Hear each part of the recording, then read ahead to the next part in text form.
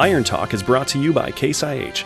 For more information about the full line of Case IH equipment and how you can boost your productivity, visit caseih.com. Case IH, for those who demand more.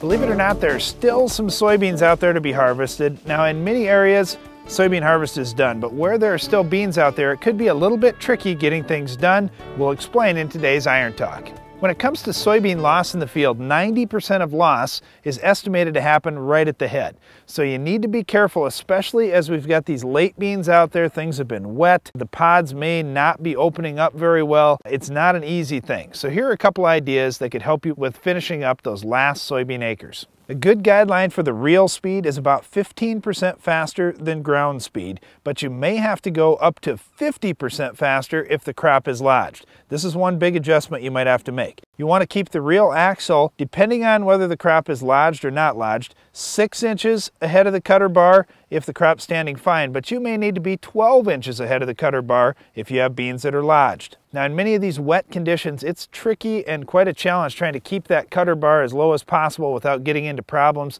but that's something that's important to do as well. The next thing is to watch your ground speed. You may have to slow down a little bit more if you've got lodged beans than you would like to, but if that's necessary, you just got to do it, because even losing a bushel or two per acre could be $10 to $20 per acre loss, and that's worth slowing down for. And finally, make sure you're regularly inspecting things like the guards, the wear plates, hold down clips, knife sections, whatever it may be. Make sure you're doing regular inspections, because when conditions get tough, crazy things can happen with equipment and you need to make adjustments on a daily basis. So get those last few soybeans cleaned up and everything is going to be great going into the winter. That's all for today's Iron Talk, and now back to the show.